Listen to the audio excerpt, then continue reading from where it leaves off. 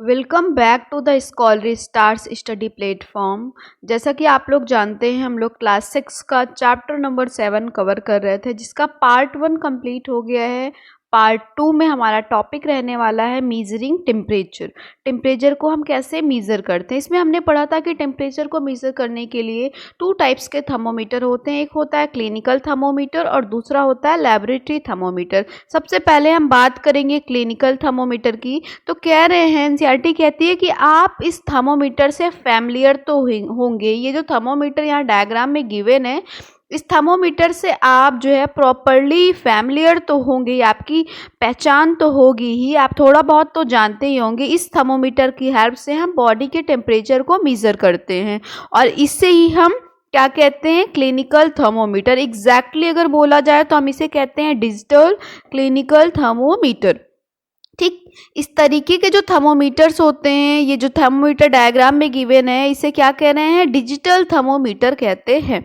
ठीक, digital thermometer कैसे run करेगा, कैसे स्टार्ट होगा, कैसे वो आपके टेम्परेचर को मेज़र करेगा, इसके लिए उसमें बैटरी हमें डालनी पड़ेगी। ये बैटरी के थ्रू रन करता है और बैटरी डालने पर ये आपकी बॉडी के टेम्परेचर को क्या करेगा, मीज़र करेगा। लेकिन डिजिटल थर्मोमीटर से बॉडी के टेम्परेचर को मीज़र करने के लिए उसे प्रॉपरली जो भी पर्सन है जिसकी बॉडी का टेम्परेचर मीज़र करना है, उसके कांटेक्ट में आपको लाना पड़ेगा। ठीक है, आगे देखिए, कह रहे हैं कि इस जो टेम्परेचर को मीज़र करने के लिए क्लिनिकल थर्मोमीटर हम यूज़ करते हैं, जनरली उसका जो स्केल होता है, उसका जो पैमाना होता है, उसे हम कहते हैं सेल्सियस स्केल।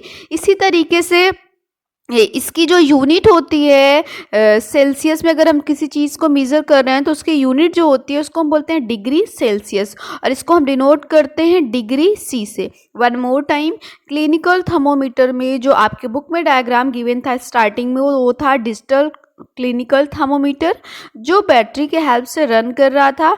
अगर किसी भी बॉडी के टेम्परेचर को मीज़र करना है, किसी भी पर्सन के बॉडी के टेम्परेचर को मीज़र करना है, तो इसके लिए आपको क्लिनिकल थर्मोमीटर को पर्सन्स की बॉडी के कांटेक्ट में लाना पड़ेगा। और जो क्लिनिकल थर्मोमीटर होता है उसके स्केल को हम कहते हैं सेल्सियस स्केल, और जो इसकी यूनिट होती है डिग्री सेल्सियस। अगर आपको शॉर्ट फॉर्म में डिनोट करना है तो आप डिनोट करेंगे डिग्री सी से। ठीक है, आगे देखते हैं, आगे बात करते हैं। आगे है कि पहले के टाइम में ये जो थर्मोमीटर गिवन है ना, ये पहले के टाइम में यूज़ किया जाने वाला जो है वो क्लिनिकल थर्मोमीटर है। ठीक, अभी तक हमने जो पढ़ा वो डिजिटल क्लिनिकल थर्मोमीटर था।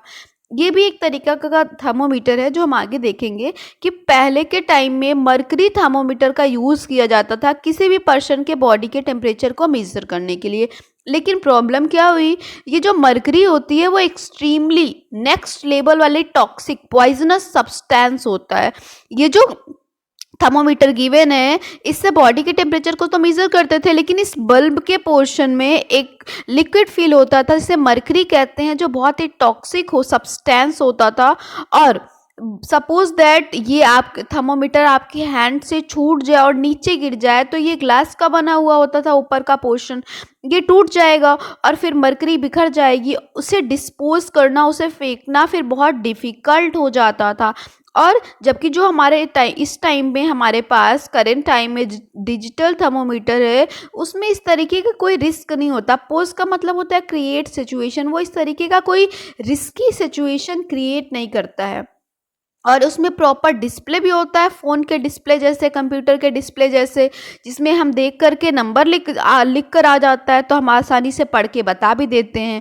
और ये जो मरकरी थर्मोमीटर है, मरकरी ग्लास थर्मोमीटर, इसमें क्या होता है कि टिप पे मरकरी है, मरकरी का लेवल ऐसे अप जाएगा, फिर कहाँ तक गया उसको रीड करके हमें बताना होता था कि कितना फीवर है। जबकि डिजिटल थर्मोमीटर में प्रॉपरली जैसे पर्सन के बॉडी के टच में आया, डिस्प्ले पर रीडिंग आ गई और उससे पढ़कर हमने बता दिया कि बॉडी का टेम्परेचर कितना है।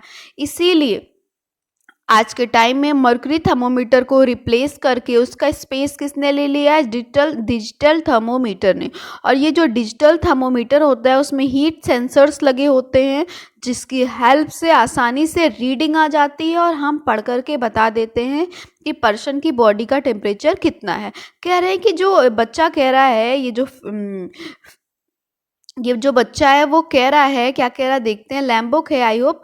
तो लैम्बोक कह रहा है कि कोविड-19 के टाइम में जो पैंडेमिक सिचुएशन आई थी, कोविड-19 के टाइम में जो पैंडेमिक सिचुएशन आई थी उसमें कुछ स्पेशल टाइप के थर्मोमीटर यूज़ किए गए थे, जिसमें तो ये जो थर्मोमीटर होता था स्पेशल टाइप बोला, इसमें बॉडी के बिना टच में लाए ही वो थर्मोमीटर पर्सन की बॉडी का टेम्परेचर बता देता था। वो कौन सा थर्मोमीटर था? तो आप फीबन बताती है कि इस तरीके के थर्मोमीटर को, जिसमें हम पर्सन की बॉडी जो है उसके टच में, कांटेक्ट में बिना लाए ही उसके बॉडी का टेम्परेचर बता दें, ऐसे थर्मोमीटर को हम कहते हैं नॉन कांटेक्ट थर्मोमीटर। और ये जो नॉन कांटेक्ट थर्मोमीटर होता है एग्जैक्टली उसका नेम होता है इंफ्रारेड थर्मोमीटर। और ये जो इंफ्रारेड थर्मोमीटर होता है, इससे हम किसी भी पर्सन की बॉडी को बिना टच किए हुए उसके बॉडी का टेम्परेचर बता सकते हैं। और अगर उस पर्सन को कोई ऐसी डिजीज़ है, कम्युनिकेबल डिजीज़ हो, जो टच करने पर स्प्रेड होती हो, ऐसी डिजीज़ हो, तो हमने बिना टच किए उसकी बॉडी का टेम्परेचर मेज़र किया, तो कोई भी डिजीज़ स्प्रेड होने का जो रिस्क है वो भी रिड्यूस मतलब कम होता है। ठीक, आई होप आपको इतनी बात समझ में आई हो। आगे चलते हैं। आगे की एक्टिविटी दी गई है, ये आपने इतना कुछ पढ़ लिया, तो चलिए लेटेस्ट मीज़र। अब हम थर्मोमीटर के बारे में थोड़ा बहुत जान गए हैं, तो अब हम मीज़र करेंगे भाई कि टेम्परेचर को कैसे मीज़र करना है।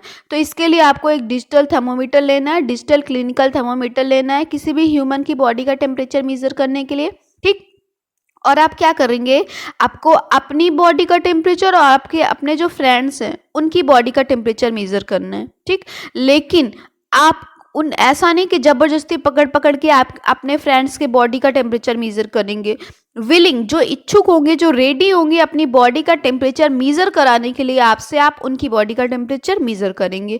अब जब आप मेज़र करेंगे तो आपके क्या स्टेप्स होंगे, कैसे कैसे आप गो थ्रू करेंगे उसको देखते हैं। तो सबसे पहले आप अपने हैंड्स को वॉश करेंगे, साथ में जो डिजिटल क्लिनिकल थर्मोमीटर आपके पास है उसके टिप को वॉश करेंगे। किसकी हेल्प से? सोप की हेल्प से और वाटर की हेल्प से। आप यहाँ पे जो है कुछ और भी चीज़ें ले सकते हैं, हैंड वॉश वगैरह, जो डेटॉल वगैरह लेकर के क्लीन कर सकते हैं। उसके बाद इतना प्रोसेस हो जाने के बाद आप थर्मोमीटर में, डिजिटल थर्मोमीटर में जो रीसेट बटन होता है उससे एक बार आप थर्मोमीटर को रीसेट कर लेंगे। सपोज दैट आपने पहले रीडिंग की थी और फिर बिना बिना उसको ऑफ किए, बिना रीसेट किए वैसे रख दिया, तो वही रीडिंग उसमें पड़ी होगी। इसीलिए जब आप थर्मोमीटर को लेते हैं, उसको वॉश करते हैं सोप से, देन वाटर से ड्राई करके जब आप यूज़ के लिए ले आते हैं, तो पहले आप रीसेट बटन और प्रेस करके थर्मोमीटर को रीसेट कर लीजिए। उसके बाद आपको थर्मोमीटर को अपने टंग के नीचे जो है रख लेना है और माउथ को क्या करना है, क्लोज कर लेना है। थोड़े टाइम के लिए वेट करना है। जब थर्मोमीटर में एक वीपिंग साउंड, टी ऐसे करके आवाज़ आती है, इस तरीके की आवाज़ आने लगे, या अगर थर्मोमीटर में लाइट्स लगी हुई हैं, फ्लैश लाइट्स ऑन हो जाए, तो समझ जाइए कि थर्मोमीटर ने आपकी बॉडी का रीडिंग कर लिया है। अब आपको क्या करना है, सिंपली माउथ से थर्मोमीटर को बाहर निकालना है। जो रीडिंग आई है उस थर्मोमीटर में, डिजिटल थर्मोमीटर के डिस्प्ले पर जो रीडिंग है आपको उसको रीड करना है, और जो भी रीडिंग है उसको टेबल 7.1 में क्या कर लेना है, रिकॉर्ड कर लेना है। ठीक, अगेन अब आपको ने टेम्परेचर को मेजर कर लिया। अब फिर से आप क्लिनिकल थर्मोमीटर के टिप को सोप से वॉश करेंगे, वाटर से वॉश करेंगे, ड्राई करेंगे, और फिर जहाँ से आपने उठाया था वहीं आप रख देंगे। आगे देखते हैं क्या है। यहाँ पे कुछ प्रिकॉशंस गिवन है कि आपको यूज़ करने से पहले क्या क्या करना है। तो सबसे पहले इसमें एक वर्ड लिखा हुआ है instruction manual of the thermometer. जैसे आप कोई भी नई चीज़ लेते हैं तो आप देखते हैं कि उसके अंदर एक छोटी सी चिट होती है, उसमें लिखा रहता है प्रॉपर कि कैसे कैसे आपको गो थ्रू करना है, स्टेप बाय स्टेप जाना है। तो जब आप थर्मोमीटर से रीडिंग करना स्टार्ट करिए तो मैनुअली जो उसमें रूल और रेगुलेशंस लिखे होते हैं आप उसको रीड करिए। ठीक है, रीड करने के बाद थर्मोमीटर की टिप को वॉश करिए सोप की हेल्प से, वाटर की हेल्प से, और उसके बाद यूज़ करिए। और जब आप यूज़ कर लें, ठीक है, जब आप यूज़ कर लेंगे प्रॉपरली डिजिटल थर्मोमीटर को तो फिर आप उसको एज इट इज़ रख देंगे। ठीक, आगे देखते हैं क्या है। यहाँ पे जो आपने टेम्परेचर मेज़र किया 10 पर्सनस के, उनकी बॉडी का टेम्परेचर लिखना है। सपोज दैट आप अपने 10 फ्रेंड्स के नेम यहाँ पे राइट कर दीजिए और यहाँ पे टेम्परेचर लिख दीजिए। किसी का 32 आया, फिर 33 degree Celsius, 34 degree Celsius, 35 degree Celsius, sorry I am so sorry, क्योंकि बॉडी का टेम्परेचर तो 35 से स्टार्ट होता है और 42 तक जाता है।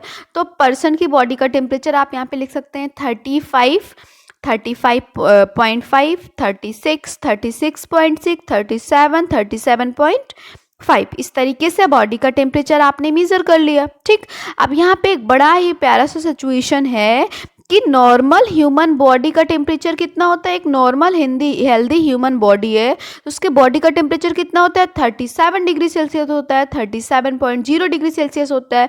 लेकिन जब आपने ये जो एक्टिविटी करी, ऊपर जो टेबल फिल किया, क्या इसमें सारे जो पर्सन्स थे उनकी बॉडी का टेम्परेचर 37.0 डिग्री सेल्सियस आया, या ऐसा भी था कि कुछ जो आपके फ्रेंड्स थे उनकी बॉडी का टेम्परेचर थोड़ा सा 35 से ज़्यादा था, या हो सकता है कुछ का कम रहा हो? क्या ऐसा हुआ है? तो बिल्कुल वेरिएशंस आपको मिले।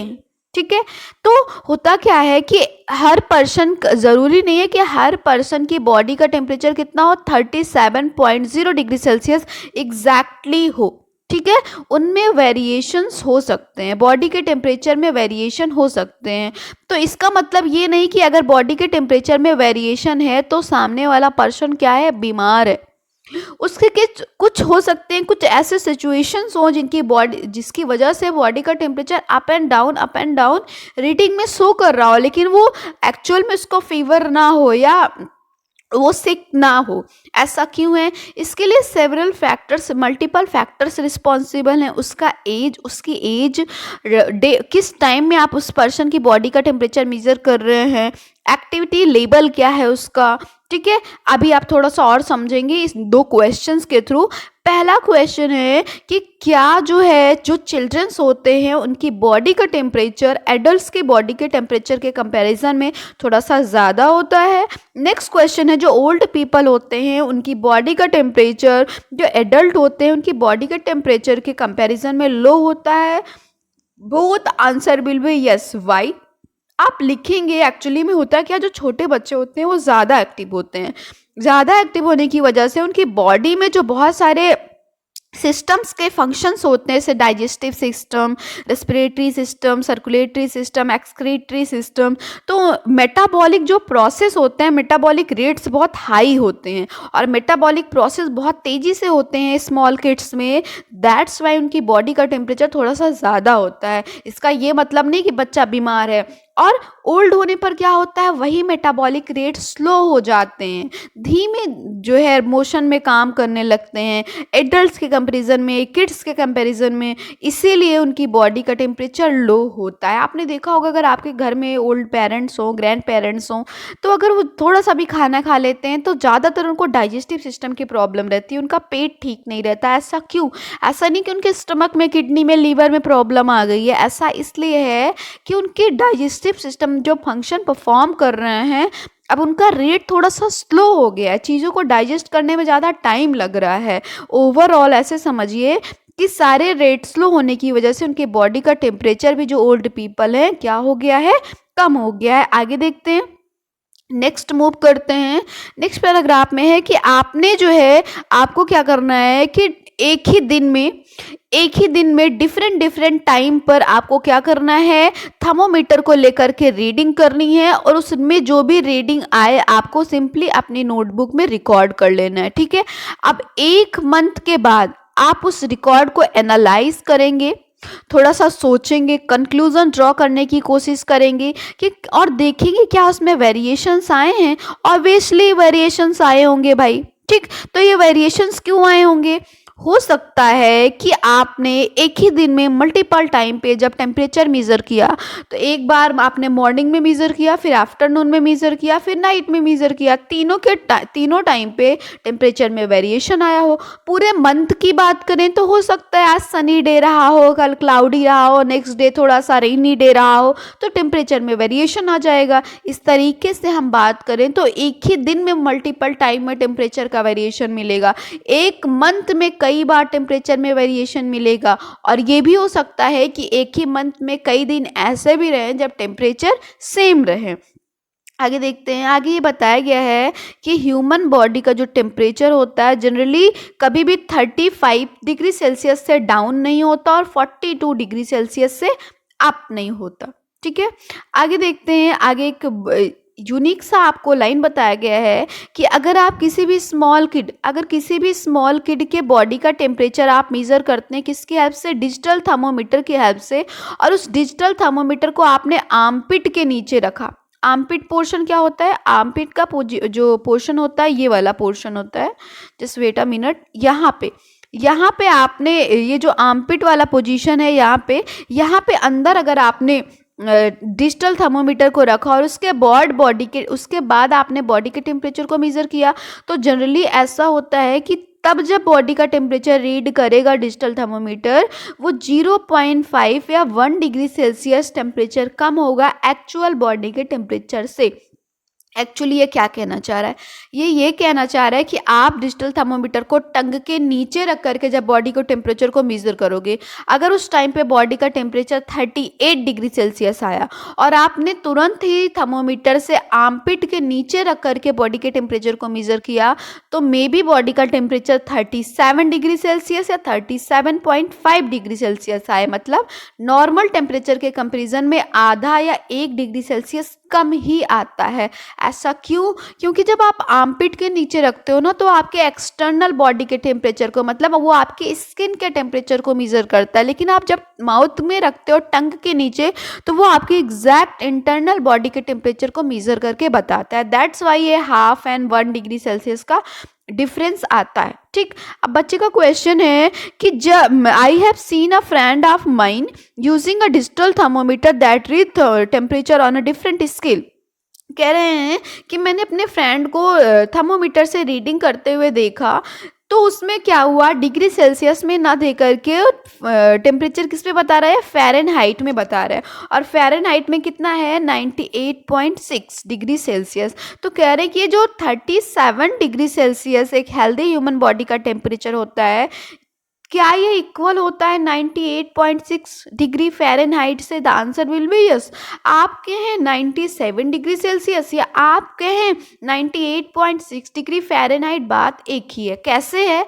जैसे आप कहें 1 kg या आप कहें 1000 ग्राम, बात तो एक ही है, बस थोड़ा सा यूनिट डिफरेंट हो गया। केजी में बोला तो 1 kg आया, ग्राम में बोला तो 1000 ग्राम आया, बात तो एक ही है। ठीक वैसे डिग्री सेल्सियस में चाहे आप 37 डिग्री सेल्सियस बोलिए, चाहे फ़ारेनहाइट में आप 98.6 डिग्री फ़ारेनहाइट बोले, दोनों सेम ही चीज़ होती है। आगे देखते हैं।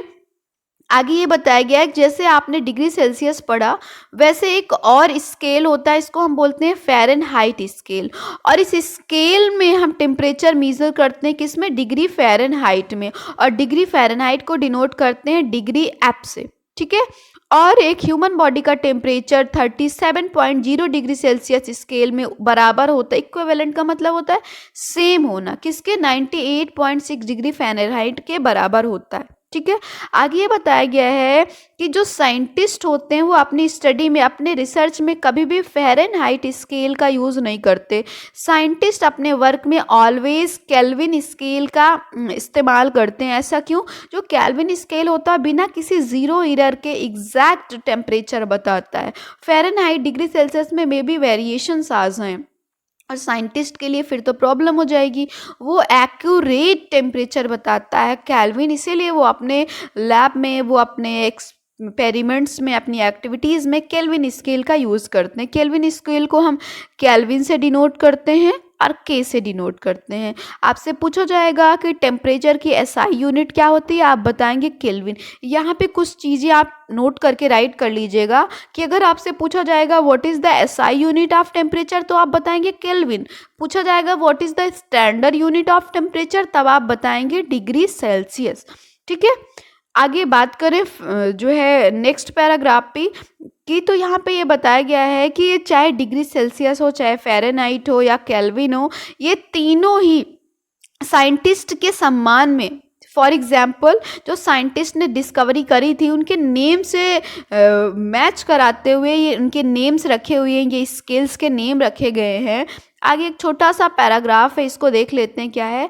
इसमें ये बताया गया है कि आप जो है, जो टेम्परेचर होता है, अगर आपको केल्विन में टेम्परेचर निकालना है, तो केल्विन में टेम्परेचर बराबर हो जाता है डिग्री सेल्सियस में टेम्परेचर प्लस 273.15। ठीक है। सपोज दैट आपको टेम्परेचर डिग्री सेल्सियस में दे रखा है, उसने बोला कि एक ह्यूमन बॉडी का टेम्परेचर 37.0 डिग्री सेल्सियस है, आप केल्विन में टेम्परेचर बताइए। तो आपने क्या किया, अगर आपको ये फॉर्मूला लर्न है कि केल्विन इक्वल टू होता है 0 डिग्री सेल्सियस प्लस 273.15, तो आपने क्या किया, इस 37.0 डिग्री सेल्सियस जो क्वेश्चन में गिवन है आपने यहाँ रख दिया और इसमें से इसको ऐड कर दिया। अब आपका टेम्परेचर किस में आ गया, केल्विन में आ गया। आई होप आपको इतनी बात समझ में आई हो। नेक्स्ट जो भी टॉपिक हमारे रह गए हैं वो हम नेक्स्ट पार्ट में, इट मीन्स पार्ट 3 में कवर करेंगे। आई होप आज की ये वीडियो आपको पसंद आई हो। वीडियो पसंद आई हो तो वीडियो को लाइक और चैनल को सब्सक्राइब ज़रूर करिएगा।